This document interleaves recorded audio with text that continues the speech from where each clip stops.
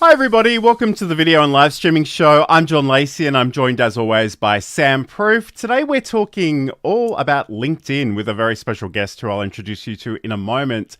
But we are going out live to all the various places, so if you are watching live, let us know in the chat where you're watching from. We'd love to hear from you.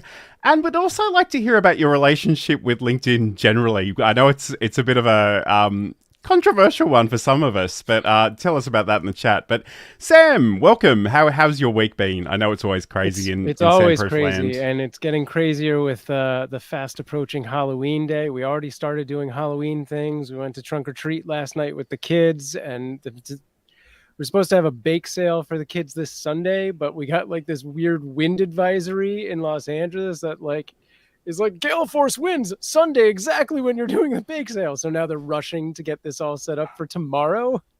So as soon as Wow. this is done, I'm running in to help put up signs and stuff. But yeah, and then all the kitten stuff. We have kittens that are getting ready to be spayed or neutered or have been doing that the last couple of days. So we've been doing that. And I probably am forgetting 6 or 7 other things, but it's been a good busy. How's things with you, John?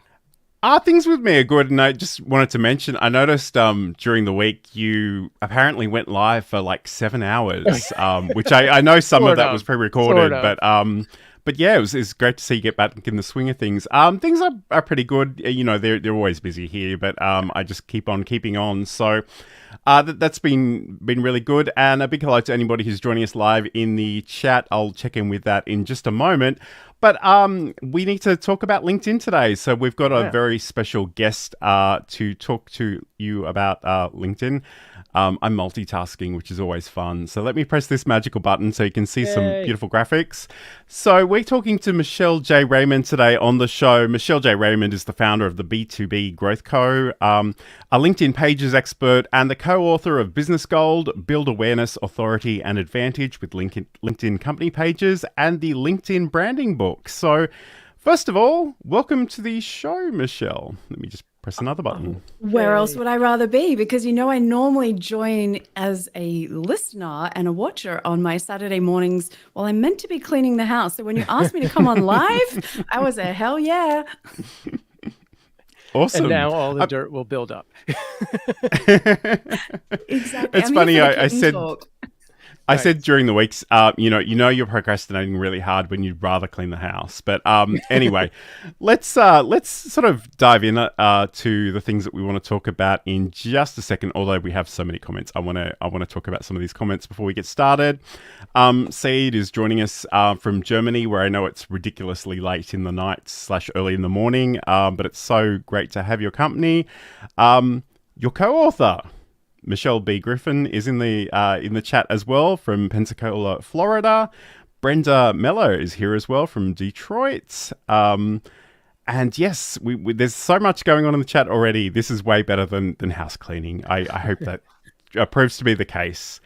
Okay, so let's get stuck in. So I guess one of the things that we want to talk about obviously is LinkedIn, because that's where you live. And I guess one of the things that I find really interesting about you is that you're pretty much on LinkedIn and YouTube and like nowhere else online. And I know there's great pressure for a lot of us to feel like we need to be everywhere all at once. So what is it about LinkedIn specifically as a platform that sort of attracted your attention? Well, you know, originally when I got started, John, it was just because, like everyone else, I'd got a job through LinkedIn, and we're talking nearly a decade ago now. Got a job through LinkedIn, started a new job, new industry, knew no one in it, didn't know what I was doing, but had 80 customers spread around Australia to try and reach. And I was like, how am I going to do this? And, you know, I kind of said to my boss, oh, can I post some content over on this LinkedIn thing? And he goes, does it cost anything? And I was like, nope. And he goes, I don't care. Just go and sell, Michelle, because I'm a B2B salesperson by trade. And I was like, okay, then. And off I went. And I just create the most amazing niche community because it was so pure, John, because I didn't stray. I had no idea what else existed out in the world. And for me, it just became an amazing opportunity to reach people across the globe from wherever I was at every level of business. If I just sent like a thoughtful connection request and added a ton of value with my content, I could literally talk to anyone in the world. And, I use the example that Unilever was one of my customers because they're one of the global, world's biggest companies kind of thing. And I could reach the head of research and development in Europe or North America easily when I couldn't get to the person that was sitting 20 minutes away from my office. And that's when the opportunity kind of got created for me. But 10 years on, the magic's still there. Platforms changed, but I think the power of those relationships hasn't.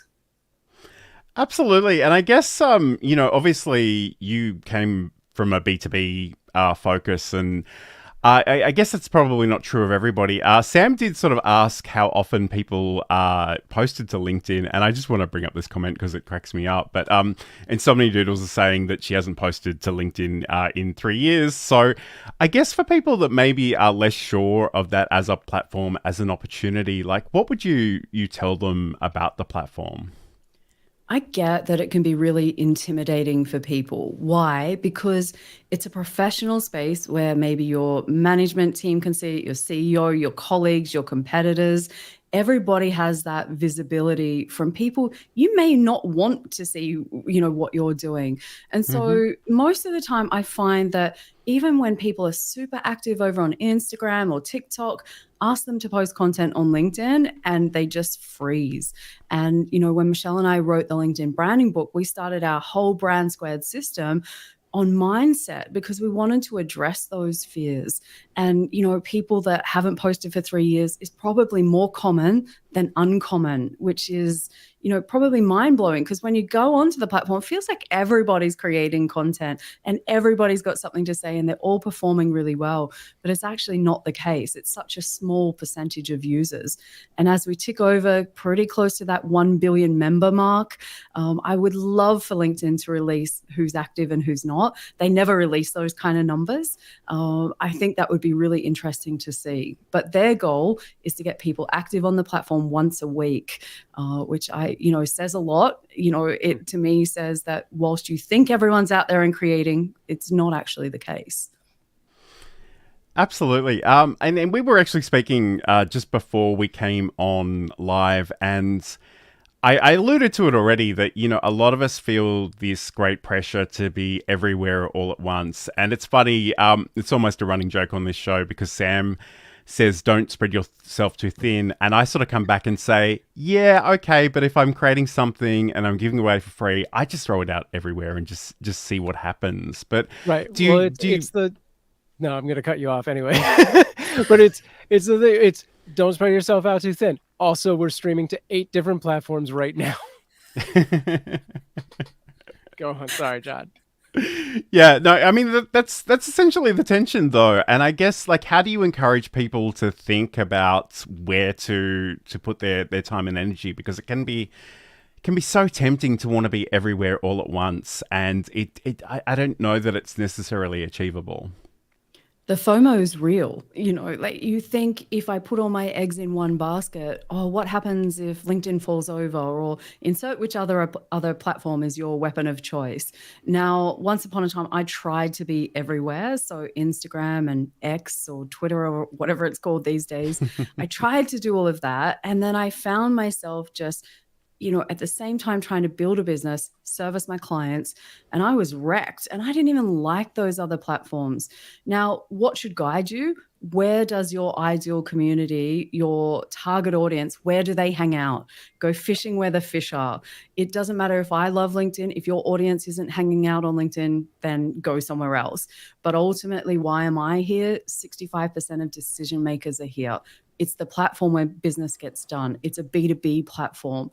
So does that mean that B2C can't come and play on LinkedIn? Absolutely not. And I saw that so much in the beauty industry with all of our cosmetic and skincare brands. They were active for different reasons, not because that's where their consumer hangs out, although professional people have money to spend, but there's a whole lot more that goes into making a product. It can be the manufacturers, the suppliers, logistic partners, industry bodies. Like there's so much more to bringing a product to life than, the last little piece of the puzzle, which is selling it on a shelf. And so, for me, it's always assess what are your goals, work backwards, where are you going to get biggest bang for your buck until you can grow, until you can maybe get some other help if you need it. But for me, I just go hard on LinkedIn. As you said, I've got a YouTube channel, which I'm just getting back around to. I've, come and gone from YouTube. It's one of those places that I see the value. Right now, it's where probably most of my leads are coming from. If I'm totally honest, they're coming from YouTube, probably looking up how do I do something, and then finding me and then reaching out to me on LinkedIn. And then we have the conversation about how we can work together. I do 2 podcasts as well, as you mentioned on the slide just a little bit earlier. And why I fell into those 2 things, I got sick of my content disappearing down the LinkedIn feed. So for me, I was putting a lot of effort into creating stuff that would disappear in 48 to 72 hours. So YouTube and podcasts specifically, and of course books also tick another box, but they're next level. But ultimately, they live for much longer time than what they do in a feed on a social platform. So that was another factor for me to consider. Absolutely. So I guess, whether somebody is an entrepreneur or an employee or a potential employee, job seeker, what are some of the LinkedIn specific features that you would encourage them to start having a look at and maybe using if they were looking to post more often? Look, I think the thing you've got to start off with is getting your LinkedIn profile updated. If you haven't posted or been active on the platform for a while, chances are that your profile probably needs a little bit of a polish. For some people more than others. My age record for the oldest outdated photo on LinkedIn, guess how many years it was? Let's see. What do you think the oldest LinkedIn photo is that I've seen? I want to say 12. What do you think, was gonna Sam? say 10, 12 yeah. years. Higher. Oh, wow. Higher. Wow. Keep going. Double it, basically. Oh, my God. 15? Right? So this guy had a photo from 25 years ago. He had the Magnum Wow. PI moustache. Right? So I'm talking to someone that's obviously got no more moustache, grayer hair, a whole bunch of things. But he just grabbed a photo at some point, set the profile up and forgot about it, because coming from an industry that wasn't necessarily hot on LinkedIn at that time, it was just, who cares? But what people don't realize is you can Google somebody's name and your LinkedIn profile shows up on that front page. So this is what I want to let people know is if you have a profile and someone finds you elsewhere and comes across to LinkedIn, if you're not active, they reach a ghost town. We want to roll out a red carpet, as I say, give them a great first impression, and LinkedIn profiles, make sure they're up to date. So they're a worthwhile investment as far as that goes.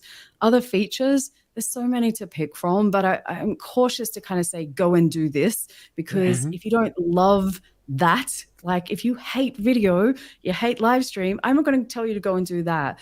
But I'm also cautious and say, you know what, give it a try, because you might find out that you love it. So, but I think we're starting to see more features that are more fun for creators. It's never going to be as cool as some of the other platforms like TikTok or whatever that are, built around discovery, built around, having some more tools. But ultimately, I think people would be pleasantly surprised how far it's come in the last 2 or 3 years. And I just want to check in with the chat here. So Saeed is saying, I only use LinkedIn. I often feel too old for all the other social media platforms. The regular changes to the LinkedIn algorithm never let things get boring. Insomnia Doodles had a comment here as well. LinkedIn seems like a great platform to connect with folks, but it is so focused on jobs, or the are you looking for work spam I get from LinkedIn is actually triggering for her as a disabled person. So I guess it really Sorry, so I was just going to say, the interesting part to that, it's all about perceptions, right? So if you come to my community, my feed, I don't have any of those things. Now, to go to the first point, 65% of LinkedIn are between 25 and 34 years old, right? 65%. So the perception that it's for old people like me, I'm 47 soon. So, it's, in my mind, I was like, that it's people my age and above, because LinkedIn's been around for 20 years, but it turns out it's a much younger platform. In terms of the disability space, I think we're actually starting to see LinkedIn do a lot more features and have a lot more awareness around these kinds of things. And I can always put you in touch with people in my community that are really active in that space. But one thing that I would say to anyone, if you go down your feed and you see a post that you really don't like or triggers you, there's 3 dots in the top right-hand corner. click on those and go and find the unfollow button. You won't have to see that kind of content again. So for me, spending time doing that is such a worthwhile investment, so that now when I come onto LinkedIn, I see who I want and what I want. And if the weeds pop up, which they do from time to time, you can just, remove them and away they go. Absolutely. And a big hello to Marcello, who's watching over on LinkedIn and saying hello. Hi to CG as well.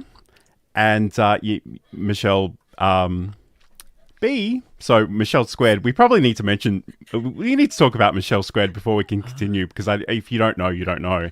Talk to us about Michelle Squared, Michelle J. Look, Michelle Squared, which is Michelle B. Griffin and I, is one of the best things that's ever happened to me on LinkedIn. And let me tell you, so as you shared, I am all about company pages. That's what I'm best known for.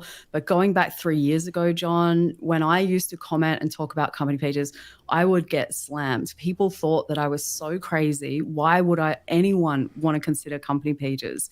So I'd written a comment in pro company pages, which really stood out, and a bunch of anti-company page comments. And Michelle, came on and she reached out to connect. She's like, Michelle, I liked your comment on that. I can see where you're coming from that. We jumped on a Zoom. 2 hours later, we were still talking, and we haven't stopped talking since. So really proud that that's a podcast that's, up to about 80 episodes or so now. We have written a book together. So she's in Pensacola, Florida. I am here in Sydney, Australia. And I just, the amount of help that we've given each other behind the scenes, these are the things that come out of LinkedIn that I want people to be aware of. It's not about how far your post goes. It's not about how cool it is. It is who can you connect with that makes you better as a person, no matter what your goal is, and maybe helps your business grow. And, that's the power of Michelle Squared. So shout out to her. I actually get to meet her in February next year. I'm off to San Diego to talk at social media marketing world and going on a bit of a tour of the US so I can catch up with people. So super duper excited about that one. And it's kind of funny that you have that story, because Sam and I have never physically met, but we've known each other for 15 years, and we did meet in a video chat room so many years ago. The platform that we met on doesn't even exist anymore, but it's amazing. And I was from the East Coast, so it's it's a bit spooky. So obviously, I have to meet John because we're closer. There's no excuse. We're only a few hours away. I must admit, and I probably shouldn't say this, but I'm going to anyway, as a bit of an introvert on the back end of the pandemic, I'm social distancing still like it's an Olympic sport. But yes, potentially you're certainly a lot closer to me than Sam is. But this is the video and live streaming show. I'm John Lacey. I'm joined by Sam Proof, as always, and also our special guest today, Michelle J. Raymond, talking all things LinkedIn. And we're going to talk about branding next, so stay tuned. We are constantly training our cats every interaction that we have with them. Mm-hmm. So when Johan would get on my counter before, this is 10 years ago, before I was the cat expert that I am now, Johan would jump on the counter. What was the first thing I did? I'd say his name, Johan. He loves that. That's a reward for him. He said, you just said my name. I would go over to him and I'd talk to him and be like, you can't be on the counter. Johan loves when I talk to him. Ding, that's another reward for Johan. I'd pick him up and put him on the ground, but I didn't want him to think I was mad at him. So when I'd pick him up very nicely and kiss him on the head and say, I love you, but you can't be here. I'd put him on the ground. I had just done 3 things that rewarded him for being on the counter. So I was encouraging him to continue doing that.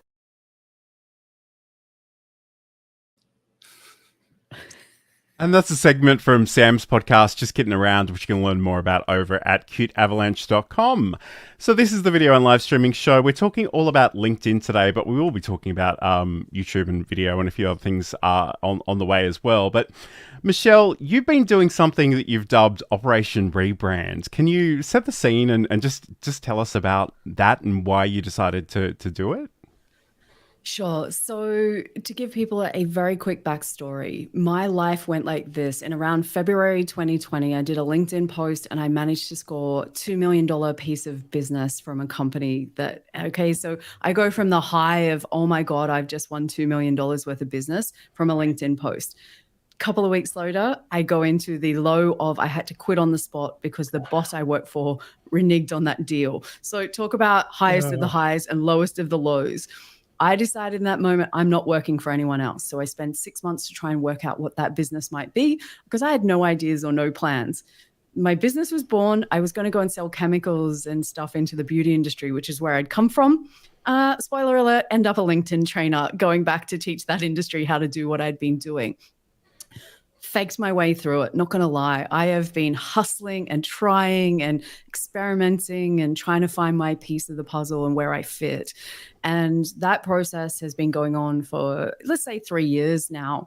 Now, what happened was, as I call it, my Frankenstein brand was born, where I bolted things on as I learned, or maybe I had a conversation with Michelle Griffin and to be like, what about this, Michelle? Because I was the typical salesperson that thought branding and marketing was a waste of time. Why would you need it when you've got a really hot salesperson like I am?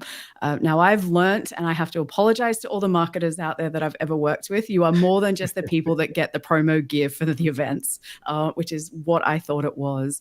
But when I reached that point and I started to work out where I wanted to be, I realized I was so out of whack with where I wanted to go and where I was with my brand. And it was just, it felt uncomfortable. I call it like the rock in the shoe. So Operation Rebrand meant that everything in my business went under the spotlight. And if it didn't align with where I wanted to go, I've torched it to the ground. And that means new business name, new websites, new everything, email addresses, you name it. It is literally, I am the Phoenix rising, John. Like that is what it feels like. It's been crazy, but it's been also, whilst it's a lot of work, I got to tell you, in such a short period of time, it's had such a big impact on my business. I feel more comfortable. I'm excited. I know I'm in the right place. It feels like it fits. And I feel like I've leveled up, and I'm seeing that people are reaching out to me, starting to feel that and see that.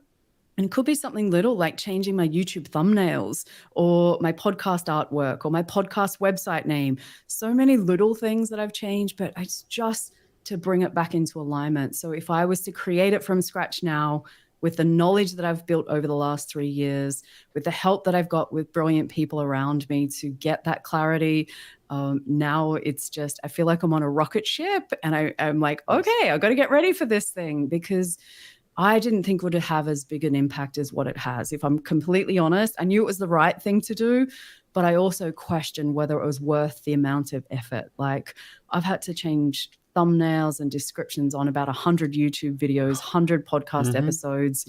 I don't even want to talk about my website. That's like the one dirty little secret, but it's getting fixed. Michelle Griffin, it's getting fixed, I promise.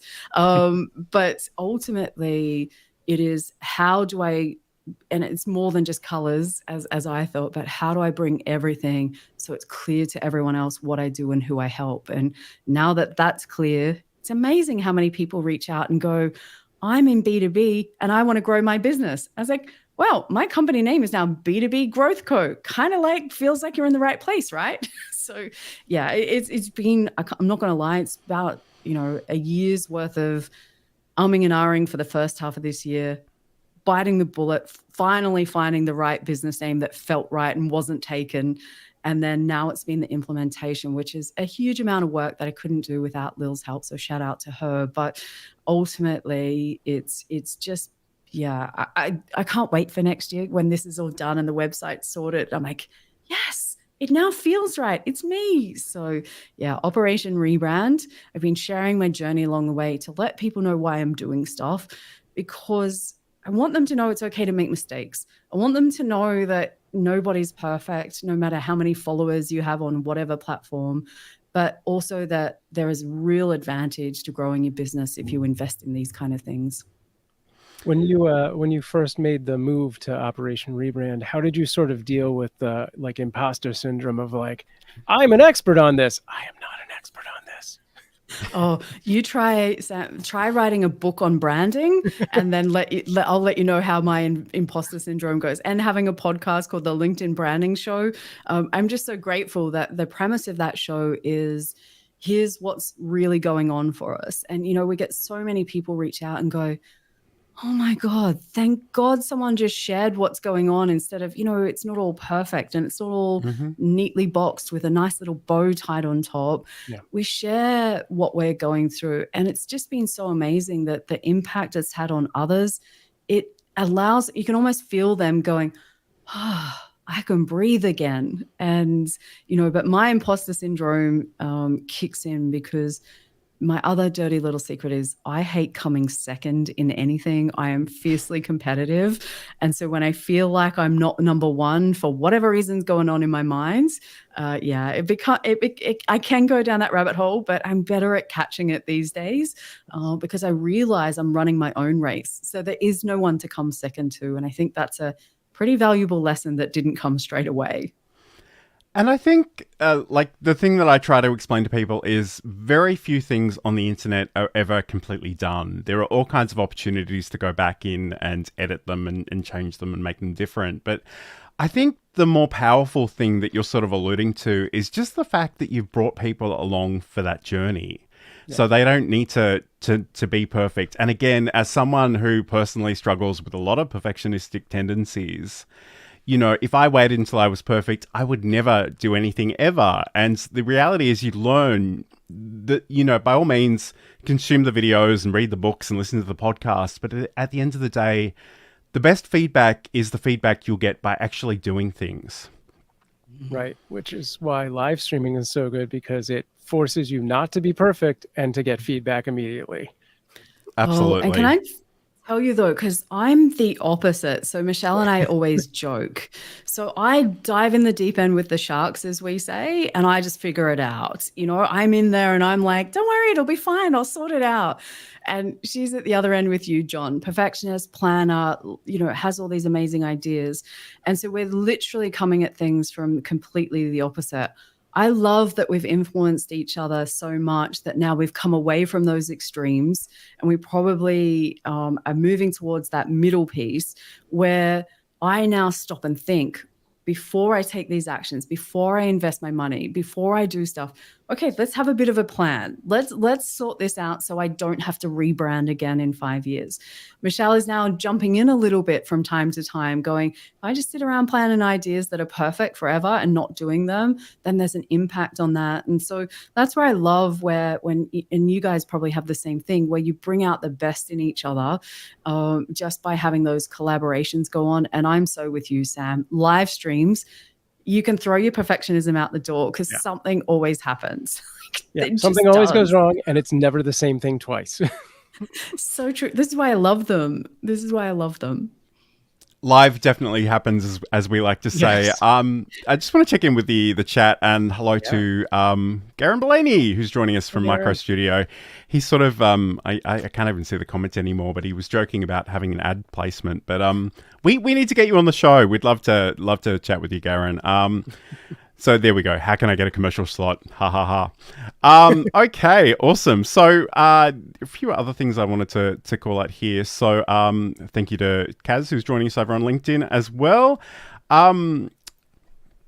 Saeed is saying, fun fact, the best performing content on LinkedIn is probably the one that tells you how to perform better on LinkedIn. And I guess, if you think about the Venn diagram of what you're interested in, what other people are interested in, and if you're all on LinkedIn, then that's a complete circle. That can be tempting, but again, I don't know. I'm a big fan of encouraging people to sort of stay in their lanes and not to get too distracted by too many things. But there's always that temptation because that is definitely the overlap. Yeah, for me, I find that there are some people that I often wonder, they talk about LinkedIn so much. I think, have you become a LinkedIn trainer? I'm a bit confused here. AI is probably another example of it. People that are known for something and get paid for something, but start talking about other stuff so much that you lose what they're actually known for. And even more so, if you're running a business on LinkedIn and you confuse people, you're not going to get those sales from the effort that you're putting in. And I see that so much. It actually, with a lot of consultants, they're not getting leads into their business because people don't know what they do anymore. They're literally just going, I'm confused. Absolutely. So yeah, again, like I think that's the other part of branding, and you want to be known for something, and if you dilute that reputation, like no one's going to think of you in relation to any particular expertise. So just keep that in mind. So this is the video and live streaming show. We're going to come back and talk about video specifically in just a second. And then I looked at the first assessment, and the first assessment was record a 5-minute video, and it was a pretty simple introduction of yourself. There was nothing exciting. I didn't have to research. It was just a 5-minute warm up, and I freaked out. That course is still sitting in the cupboard beside me. I see that stack of papers and I almost rock in the corner. It cost me a lot of money to sign up, and I threw the whole course away.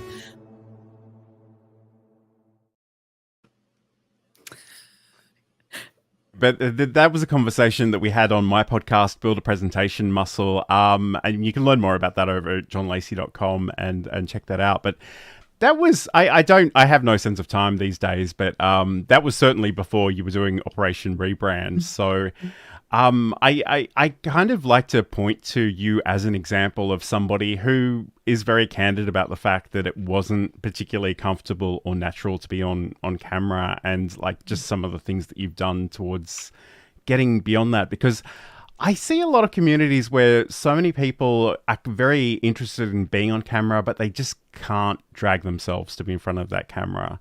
And I know in the LinkedIn branding book, you talk about a number of different beliefs that you need to unpack to encourage people to actually be comfortable sort of sharing their message and making sure that it's not, just about them. It's about potentially helping people. But if you did encounter somebody who's just starting from absolute beginning right now, what would you recommend to them? The secret to, I think, my success from going to someone who I literally paid $250 last week to extend that course, to have another go at it for the next year, just to go back and, attack my demons. If I was to go back, the difference between Michelle, 3 years ago that wouldn't get on video, that couldn't make that 5-minute video, to the one that's on video, I don't know how many times a week these days, and speaking in all different ways. The one thing I was committed to, John, that made a difference is that I was hell-bent on making sure that I worried about how I was going to help the person on the other side more than I worried about me. And so the second that I start worrying about, why would anyone want to listen to my accent? My voice is too girly. It doesn't match me. What if I stumble on my words? How many filler words did I use today? Did I look at the camera? Like my brain does all of that stuff too, right? Like I am human. But now what it does is says, there's someone out there on the other side of that lens. Yes, I'm talking to you. You are out there, and I've got something that will make a difference to you and help you grow. Either a problem that I can solve for you or a way that I can help you. And when I'm in that zone, I'm like, you can't stop me. There, wild horses couldn't drag me away when I'm in that zone. And as long as I stay in that zone, I don't hear my voice. I don't worry about what I look like. I just literally, I'm like, I'm here to help you. It's all about you. And that's the difference between a beginner and someone that's further down the track. I have done the work, in fairness. I watch back my replays, and I used to sit here and do this, for instance. Mm-hmm. I used to swing. I used to move around. I used to move in and out from the microphone. I used to do all of those things. But when I watch back replays to look for how can I deliver my message better, I've just done it more times and practiced more times. And it sounds like a cliche, but ultimately I'm here to serve someone else. That's what it's all about. And the rest of it, no one cares what I sound like. Actually, The other way around, I learned that people love my voice. I hate it. I have hang-ups about it. But everyone else comments on, oh, I could listen to you all day. And I'm like, oh my God, you should try being my partner and see how that goes. But, from that perspective, that's the difference, I think, for me. And you got to be willing to give it a go. And if you can't do it for yourself, do it for someone that you want to help. Sure. I wasn't even going to bring this up, but and I was looking for a tripod earlier in the week, and I found this instead. This is actually a USB cassette player. And I found old cassette tapes. There are people in the audience that won't even know what I'm talking about because they're too young. But I literally had As a teenager, I was on community radio, and I have all these tapes from my shows, and Nice. I thought it would be just interesting to listen to, but I cannot overstate how horrifyingly squeaky my voice was back then. So, I mean, on some level, I think you need to sort of, you need to actually get comfortable with watching yourself back and listening to yourself, and that's one thing. But I think you also need to just extend some grace to yourself and just realize that nobody's really expecting you to be perfect. It's in a lot of ways, if you are perfection, no one can relate to you. No, I don't think anyone wants it, like, at all. And if you want to see my first video that I made on LinkedIn, message me on LinkedIn and I will tag you in the video. It's in there. You go to the videos tab in my activity section, scroll back a couple of years and you'll see it. And I look at that and I cringe. But at the time, it was the best I could do, and it was better than being petrified to do one. And it's not that bad. I've showed many other people. I was my own worst critic, which I'm sure both of you can relate to at some point in your journey. I can see Sam's nodding his head going, yep. Oh, yeah. But also we need to get John to release the tapes. People it's funny. I sent a clip to a couple of people. The only reason I haven't sort of presented it to more people because the particular clip I had sort of had some copyright music underneath it. But I mean, I've got a whole bunch of tapes. I will subject you to that at some point. Get the tapes. Get the tapes. We'll set up like but a I guess private the other. then. Like, and to be clear, like, it was really horrifying. Like, I just don't remember being that squeaky. But also, I can compare that with what I do now and go, wow, I have come a long way. Sure. It's an opportunity to feel proud of the things that I've been achieving. So, I'm just so distracted by all the chat about the tapes now. I don't know if I should have brought that up, but there you go. It's absolutely true. So I guess the other thing that we've already alluded to is that you do have a YouTube channel, and like you're doing some really impressive things on the YouTube channel. And I think you've already mentioned that a lot of the views that find you are people looking to learn about using specific LinkedIn features. So can you tell us about, what your experience is over on YouTube specifically? I don't know how anyone is a YouTube creator full time, because I love live streams, because you show up, you have a chat. If you've got, someone that you're doing with, you bounce off each other. It's fabulous. Nothing's planned, nothing's scripted, not in my lives anyway. Go to YouTube, however, and the minute I try and do these planned scripts or storyboards or whatever, just goes out the window. My brain goes back to starter mode. But what I've discovered is it's a really great way for me to make smaller style videos that address certain little pieces of LinkedIn, which, the LinkedIn help team is near impossible to get a hold of. The LinkedIn help section, you can never find stuff. So I like to be the place where people can come and find it. And I've had challenges with that channel because I thought I had to do things in a YouTube style, where, I've got to keep them coming back and watching till the end. And I've got to stretch things out and do it in particular ways that YouTube people do it. And I stopped creating. I literally just went, this is not for me. I cannot spend 10 hours to make a 2-minute video. And that's probably the ratio that it was, if I'm being honest. And then I went, you know what?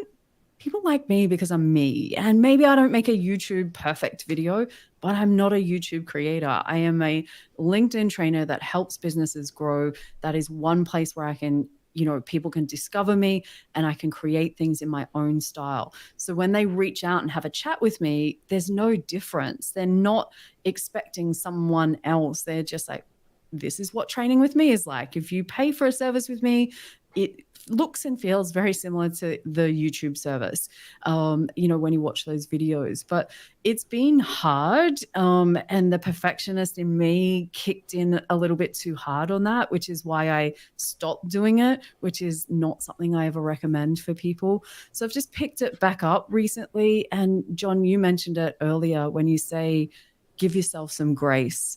And I went, you know what? My YouTube videos don't have to be perfect. They just have to answer a question in a way that makes a difference to someone else. So coming back to that, why am I making it? I'm making it to help someone else. I'm not making it to be the world's best YouTube creator. I'm not Mr. Beast. I'm never going to be, but there is a video on his LinkedIn profile review if you want to go and check it out. So just a bit of fun. I think the thing with, there is a group of creators and there is a group of, business people that are making content. And the big difference is creators are out there looking primarily at numbers for views and followers and all of that stuff. And that does not have to be the goal for a business person. The goal needs to be, I get one lead. I do 3 videos and I get a lead. Great, because that equals money. Yeah.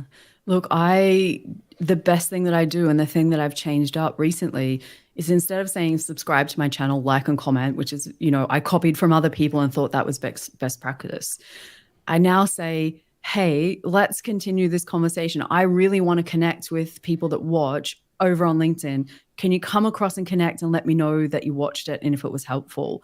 I'm now getting all of these connections and messages, and I am like high-fiving myself because the feedback that I know now that it's helping people, they are now connected. So it's not just I'm talking to the abyss, which I find a little bit tricky coming from a heavily social platform like LinkedIn to one where who's out there, like, are we friends? Like, what's going on?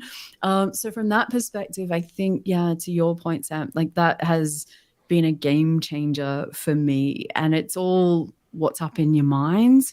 You can make any kind of video. And I think, again, it's like on LinkedIn, you look at other people's content. Some people would look at my content and be intimidated by it because they're like, oh, I can't do what Michelle does. Well, you probably could after 10 years of doing it pretty much day after day.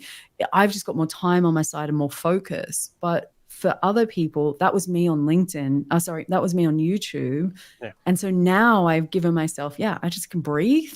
What video needs to be made that addresses a piece of the puzzle that other people don't have answers to, and I do.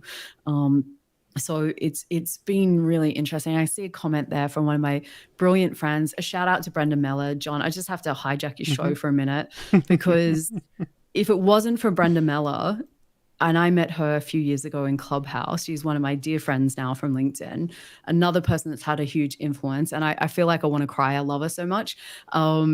But she gave me such good advice maybe 2 or 3 years ago. I wanted her to be on my podcast. It was one of my very first podcast episodes.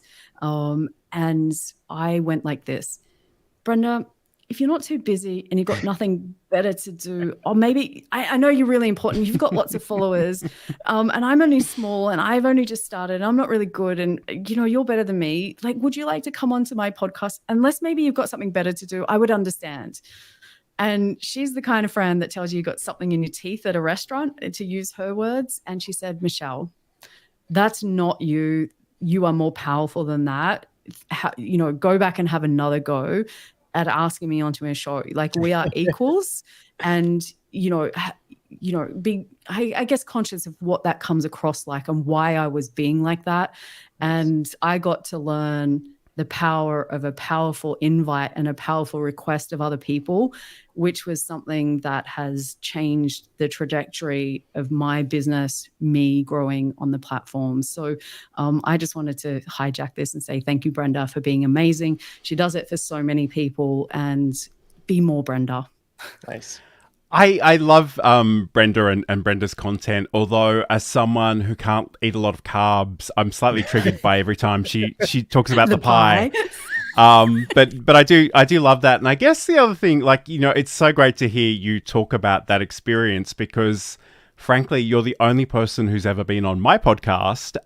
And at the same time that I reached out to you, I reached out to a number of people, and none of those things came together. And a part of me was like, I'm not even sure why Michelle said yes, but I'm so happy and grateful, and we'll just run with it. So why wouldn't I have said yes? Sam, can you slap him on this screen? You look closer to him than I am. I don't know how to do it.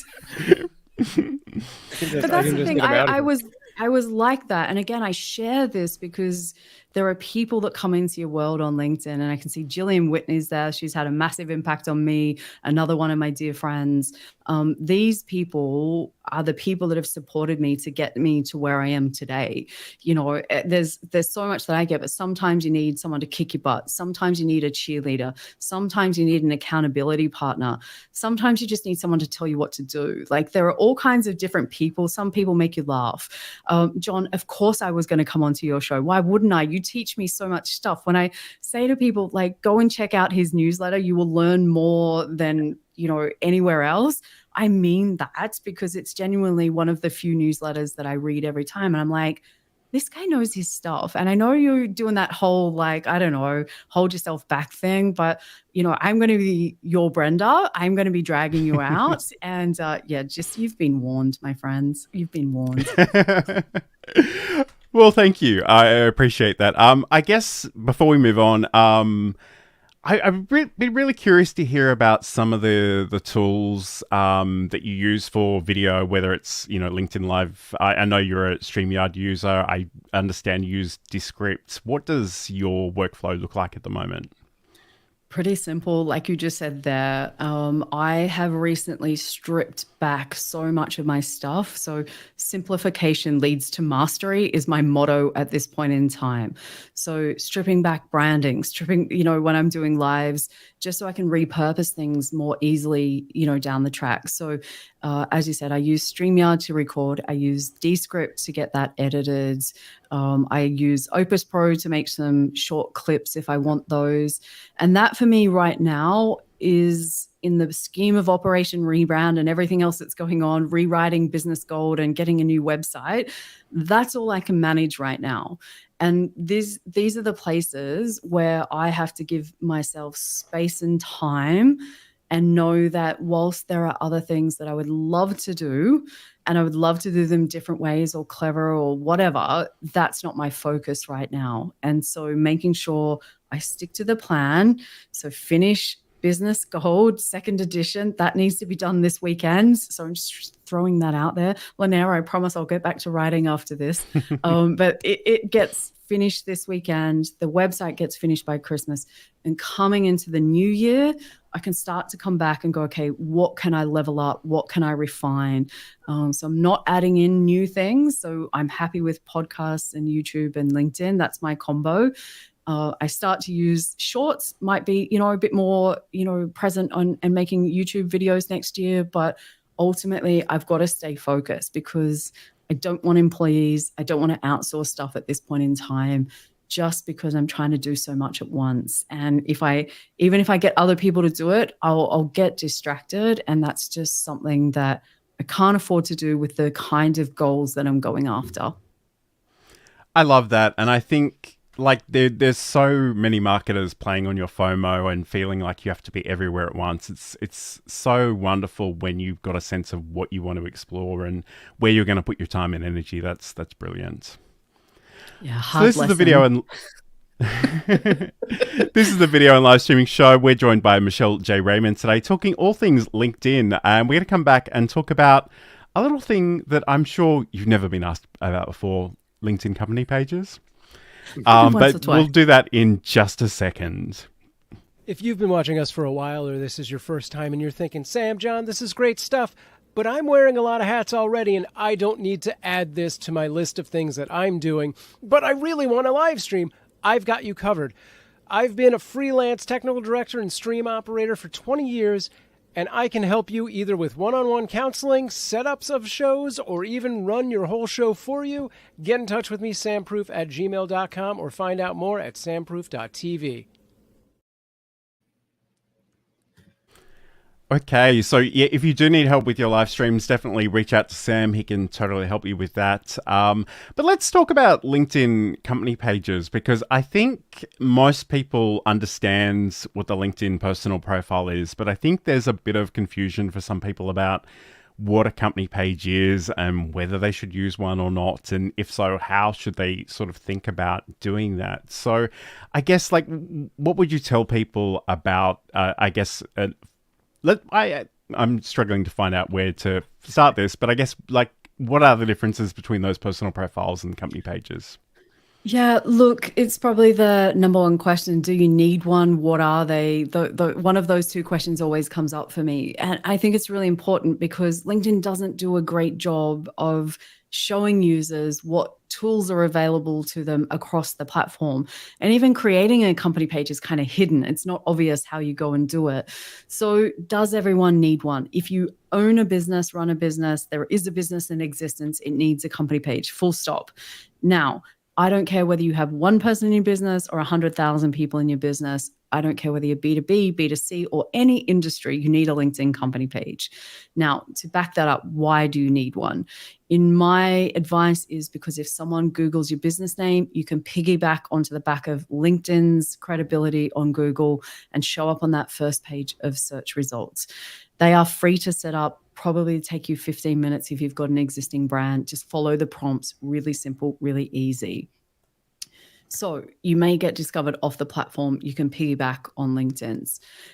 When people come across, what are they going to find? Again, we're coming back to that analogy. Ghost town, rolling out the red carpet. The next piece of the puzzle then becomes, how much time are you going to put into this? How many resources are you going to throw at it? What's the strategy behind it? Now, that's going to differ depending on the size of the business. If you are a solopreneur, you have got a LinkedIn profile and a company page, you are going to hang out more on your LinkedIn profile because you'll get seen by more people, you'll build up connections and relationships personally, and your posts will go further than what they do on company pages. Now, if you are a bit bigger than that or have some more resources, then I want you to think about keeping that company page ticking over. And to go back to your cassette days, think about it like a greatest hits library. You know, I go back to CDs when you just bought a CD that originally they would have like 3 good songs and 15 filler tracks. And then you'd wait for the greatest hits album and it would just have all killer, no filler, as Trevor Young taught me. And ultimately from that, you want to look at your company page as somewhere that just has the greatest hits. In my opinion right now, and this is probably the first time I've said this out into like a recorded, kind of scenario like this, I think we're moving into pay to play for posts on company page to be seen more than what we have ever been in that process. Facebook was probably here in 2017. We're now here in LinkedIn land. I think they're going to keep pressing us to press the boost button. Does that mean you need to? Absolutely not. There's lots of ways around it, but it is a factor that company page posts don't get seen out in the home feed as much as what personal profiles do. So the main difference is a company page is where all your employees can hang out. If you're ever thinking about selling your business down the track, having other employees, it's kind of like the team place for all of you to come together. Whereas profiles, individuals, employees come and go in a business. And so don't put all your eggs in that one basket, because I have been that person in a business where I had 5,000 amazing niche community followers and I got poached by a competitor and I took them all with me and the company was left with nothing. So I'm all about, John, bring out the best features of everything and use them in combinations that are really powerful rather than say, that's not it, I'm going to cut that whole thing off. But ultimately, they're a challenge. They can be a bit of a headache at times. And there's certainly, but just not something that because of that, I would encourage people, just don't ignore it. They're hard, yes, move on, learn how to use them properly. I've heard you use that greatest hits analogy in relation to company pages before. And in terms of company pages, I totally accept it. But I have to say, as a music fan, I'm a little bit troubled by it because I'm kind of fanatical, and I didn't mention this to you before, but we bonded over the fact that we both love Roxette. But I've got 21 albums and 19.4 hours worth of Roxette music in my collection. I've got the B-sides, I've got the remixes, I've got the live tracks. That's just the kind of music fan I am. But the Swedish ones. Yep. Absolutely. Those obscure things, but yeah, I take your point. Like, it's a great place to put some of that really good performing content. I guess one of the things I kind of bullied Sam into doing was creating a company page on LinkedIn for Cute Avalanche, which is essentially the foster kitten operation that he runs. I'm just wondering, do you think it's a good application for sort of more of a charitable type cause? And what might you recommend if the answer is yes?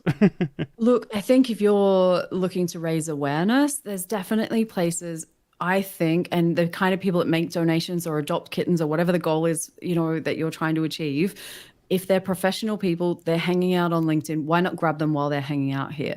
Maybe they're not here as often. Maybe it's a different way. They're in a different mood. Maybe you're not fighting for as much, competition in that. But I think there are definitely tools that people can use. And again, if you repurposing things that already exist to bring over here, and it's just another place that you can, potentially build another audience. I think there's lots of value. Again, it always comes back to what's the goal that we're trying to achieve, Right. and then we work backwards. What resources do we have, and then okay, where are we going to spend our time? So Sam's probably going to spend most of his time, over on his personal profile, but then you might go, oh, hang on a minute. Sam would prefer to promote that he's a live stream consultant rather than his, I'm not going to call it your side hustle because it's a passion, a passion of yours, and he's doing such an amazing job, but you don't want to confuse people. So a company page for that is a great way to still build up a brand, but not confuse people with what you might be doing in your day-to-day. Now, I'm not saying you can't mix it, but again, it's your strategy that we've got to have a look at and say, it's okay. I'm Sam and I am the cat guy, and this is part of what I do. And I'm a live stream consultant, and you might mix them and use them. But I always, like to look at it. How can you use the company page to build up your personal brand, and how can you use your personal brand to build up the company page? And, when you find the balance between those two things, that's when it starts to really happen. But again, it comes down to how much time and resources do you have? Right. Yeah, no, that's a really good, that gives me a lot to think about, actually. It really put it into an interesting perspective. Sure. I just want to mention this comment. Saeed is saying LinkedIn users are basically just humans. It's funny you say that, because my whole goal on LinkedIn these days is just making people aware that I'm a real person looking to talk to other real people, because there are some very strange spammy accounts. There are some people with some very odd thought leadership things happening there. So I just try to show up as a real person and try to be helpful and just see what happens. I think, whilst it may have been said in jest, I still think that people come to LinkedIn and think we have to perform a particular way and throw away the human side of us, and it would be the equivalent of showing up with, the suit and tie and very formal. And I think that's what people bring to LinkedIn, is this perception of I have to be, I think Leah Turner calls it like corporate Colin, it's just, that buttoned up stiff, I'm a LinkedIn version of myself. And if I can encourage the listeners today to throw that away, we want what I call your digital twin. Whoever you are and whatever you are off the platform, be that on LinkedIn. And the less difference there is between the two things, the more you feel like yourself, you will enjoy it. It comes across, people get to know you. And like you said, the right people get to know you, the real people get to know you, and you end up in a really happy place surrounded by people that you're like, I get value from these people. They're, like-minded, or they teach me things, or they're supporters. It can be all kind of mix. But I just find that there's this, oh my God, I've got to be LinkedIn Michelle. And that means I can't say this or do this, or, what, and it's just, it feels horrendous. It's like me trying to be YouTube Michelle. It was so bad. It was wrong. Like for me, and I'm sure it came across in the videos, because if you see any of my other content, it's going to be so jarring. You're like, why is Michelle like that over here? But you come and grab her on LinkedIn and have a look at it, like LinkedIn Live. She's nowhere like that. It's just bringing those things together. And it's just saying, I always wear a tie when I scroll through LinkedIn. And a monocle. Well, thank you so much for...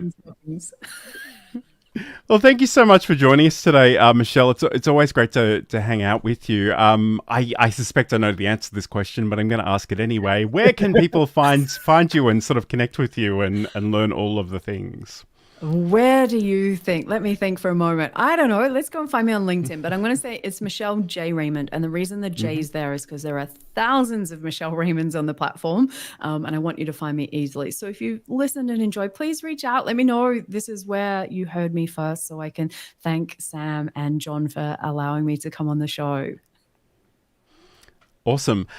So thank you so much. And just hold on the line. We're going to have a bit of a chat after this as well. But Sam, as we begin to wrap up, thank you to everybody in the chat. It's been amazing. I really enjoyed sort of keeping up with all of that. But where can people find out more about you, Sam, and learn all the good things?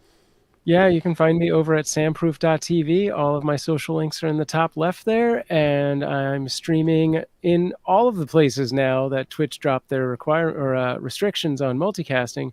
So you can watch me live on your favorite platform, except LinkedIn. Sorry, I don't do that just yet.